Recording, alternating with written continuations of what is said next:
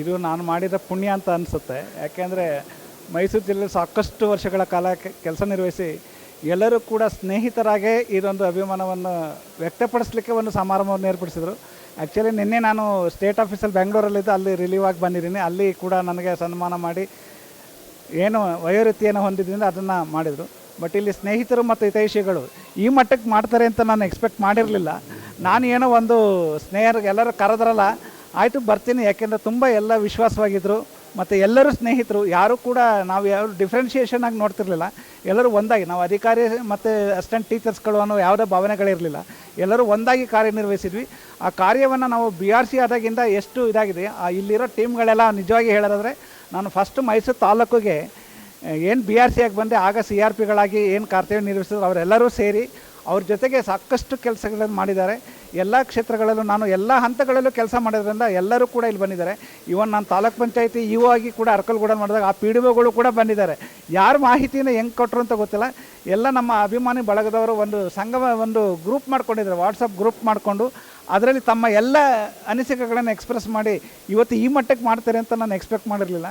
But ಎಲ್ಲರಿಗೂ ನಾನು ಧನ್ಯವಾದಗಳನ್ನ ಅರ್ಪಿಸ್ತೀನಿ ಹಾಗೂ ಚಿರಋಣಿಯಾಗಿರ್ತೀನಿ. ಯಾಕೆಂದರೆ ನಾನು ಕೂಡ ಈ ಒಂದು ಸಾಕಷ್ಟು ಅಧಿಕಾರಿಗಳ ಜೊತೆ ಕೆಲಸ ಮಾಡಿದ್ದೀನಿ ಮತ್ತು ಎಲ್ಲ ತಾಲೂಕುಗಳಲ್ಲಿ ಮತ್ತು ಎಲ್ಲ ಜಿಲ್ಲೆಗಳಲ್ಲೂ ಕೆಲಸ ಮಾಡಿದ್ರು. ಹಾಸನ, ಮಂಡ್ಯ, ಮೈಸೂರು ಎಲ್ಲ ಕಡೆ ಕೆಲಸ ಮಾಡಿದ್ದೀನಿ. ಎಲ್ಲ ಕಡೆಯಿಂದಲೂ ಕೂಡ ಅಭಿಮಾನ ವ್ಯಕ್ತಪಡಿಸ್ಲಿಕ್ಕೆ ಬಂದಿದ್ದಾರೆ. ಬಟ್ ನಾನು ಮಾಡಿರೋ ಪುಣ್ಯ ಅಂತ ಅನಿಸಿದೆ. ಯಾಕೆಂದರೆ ನಾನು ಯಾವ ರೀತಿ ಕೆಲಸ ಮಾಡಿದ್ದೀನಿ ಅಂತ ನಮಗೆ ನಾವೇ ಹೇಳ್ಕೊಳ್ಳೋಕೆ ಗೊತ್ತಾಗಲ್ಲ. ಈ ರೀತಿಯನ್ನು ನೋಡಿದಾಗ ನನ್ನ ಬಗ್ಗೆ ಎಷ್ಟು ಅಭಿಮಾನ ಇಟ್ಕೊಂಡಿದ್ದಾರೆ ಅಂತ ಗೊತ್ತಾಯಿತು. ಆ ಅಭಿಮಾನವನ್ನು ನಾನು ಹಾಗೇ ಮುಂದುವರ್ಸ್ಕೊಳ್ತೀನಿ, ಹಾಗೆ ಇಟ್ಕೊಂಡಿರ್ತೀನಿ. ಎಲ್ಲರೂ ಕೂಡ ನನ್ನ ಸ್ನೇಹಜೀವಿಗಳು ಎಲ್ಲರೂ ಕೂಡ ಅದನ್ನೇ ಬಯಸ್ತಾರೆ. ನಾನು ಕೂಡ ಎಲ್ಲರಿಗೂ ಕೂಡ ಅದನ್ನೇ ಹೇಳ್ತಾ ಇರ್ತೀನಿ. ಎಲ್ಲರೂ ಕೂಡ ಒಂದಾಗಿದ್ದರೆ ಯಾವುದೂ ಕೂಡ ಇದಿಲ್ಲ. ಎಲ್ಲ ಕೆಲಸಗಳನ್ನು ಮಾಡಬೇಕಾದ್ರೆ ಒಗ್ಗಟ್ಟಿರಬೇಕು. ನಮಸ್ಕಾರ, ನಾನು ಜಯಶ್ರೀ ಶಿವರಾಮ್. ಅವರು ಕಳೆದ 32 ಅವರು ಶಿಕ್ಷಣ ಇಲಾಖೆಯಲ್ಲಿ 32 ವರ್ಷ 2 ತಿಂಗಳು ಸೇವೆಯನ್ನು 18 ಸ್ಥಳಗಳಲ್ಲಿ ಎಲ್ಲ ಮಜಲುಗಳಲ್ಲೂ ಕೆಲಸ ಮಾಡ್ಕೊಂಡು ಬಂದಿದ್ದಾರೆ. ಭಾಳ ಚೆನ್ನಾಗಿ ಅಚ್ಚುಕಟ್ಟಾಗಿ ಕೆಲಸ ಮಾಡಿದ್ದಾರೆ. ಅದಕ್ಕೆ ಅವರಿಗೆ ನಾನು ಸಪೋರ್ಟಿಗಾಗಿದ್ದೀನಿ. ಅವರು ಅಷ್ಟೇ ನಮ್ಮ ಸಂಸಾರದಲ್ಲಿ ಭಾಳ ಅಚ್ಚುಕಟ್ಟಾಗಿ ಶಿಕ್ಷಣ ಕ್ಷೇತ್ರದಲ್ಲಾಗಲಿ ಸಂಸಾರದಲ್ಲಾಗಲಿ ಭಾಳ ಉನ್ನತ ಸ್ಥಾನದಲ್ಲಿ ನಮ್ಮನ್ನೆಲ್ಲ ಇದು ಮಾಡಿಕೊಂಡು ತೊಗೊಂಡೋಗಿದ್ದಾರೆ. ಅವರಿಗೆ ಒಂದು ಕೃತಜ್ಞತೆಯನ್ನು ಇವತ್ತೆಲ್ಲ ಸೇರಿ ಅವರ ಅಭಿಮಾನಿಗಳು ಅವರ ಅಸಿಸ್ಟೆಂಟ್ಲಾಗಲಿ, ಮೊದಲನೇ ದರ್ಜೆ ಅಧಿಕಾರಿ ಇದಾಗಲಿ ಅಥವಾ 4ನೇ ದರ್ಜೆಯ ವರ್ಗದ ಅಧಿಕಾರಿಗಳು ಯಾರನ್ನೇ ಆದ್ರೂ ಅವರು ತಮ್ಮ ಮಕ್ಕಳ ಥರ ಅವ್ರು ನೋಡ್ಕೊಂಡಿದ್ದಾರೆ.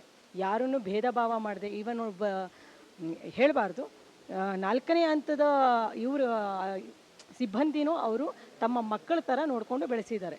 ಅದನ್ನು ಹೇಳೋಕ್ಕೆ ನನಗೆ ಹೆಮ್ಮೆ ಆಗುತ್ತೆ. ಅವರು ಶಿಕ್ಷಣ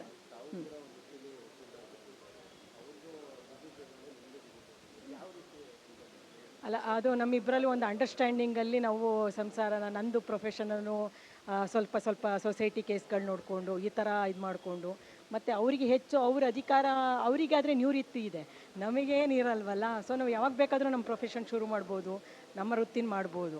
ಫಸ್ಟು ಮಕ್ಕಳು ಇಂಪಾರ್ಟೆಂಟು, ಮಕ್ಕಳದ್ದು ಭವಿಷ್ಯ ಇಂಪಾರ್ಟೆಂಟು. ಹಾಗಾಗಿ ನಾನು ಅವ್ರ ಜೊತೆಗೆ ನನ್ನ ಮಕ್ಕಳನ್ನ ಅವರು ಒಂದು ಉನ್ನತ ಸ್ಥಾನಕ್ಕೆ ಬರೋಂಗೆ ಅವರಿಗೆ ನಾನು ನನ್ನ ಕೈಯಲ್ಲಿ ಆದಷ್ಟು ನಾನು ನನ್ನ ಕರ್ತವ್ಯನ ನಿಭಾಯಿಸಿದ್ದೀನಿ ಅಂತ ಅಂದ್ಕೊಳ್ತೀನಿ. ಭಾಳ ಖುಷಿಯಾಗುತ್ತೆ. ವೃತ್ತಿಯಲ್ಲಷ್ಟೇ ನಿವೃತ್ತಿಯವರು.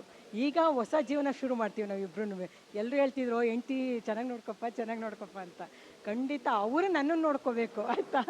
ಇಷ್ಟು ವರ್ಷನೂ ಅವ್ರು ನೋಡ್ಕೊಂಡಿದ್ದಾರೆ. ಈಗಲೂ ಅವರಿಗೆ ಅಧಿಕಾರ ಇರೋದು, ಆಯಿತಾ. ಅವರು ಎಲ್ಲ ಕರ್ತವ್ಯವನ್ನು ಸರಿಯಾದ ರೀತಿಯಲ್ಲಿ ನಿಭಾಯಿಸಿದ್ದಾರೆ ಅಂತ ಹೇಳೋಕ್ಕೆ ನಾನು ಹೆಮ್ಮೆ ಪಡ್ತೀನಿ. ಇಂಥ ಗಂಡ ಸಿಗ್ಬೇಕಾದ್ರೆ ನಾನು ಪೂರ್ವ ಜನ್ಮದ ಪುಣ್ಯ ಅಂತಲೇ ಹೇಳ್ಬೋದು ನಾನು.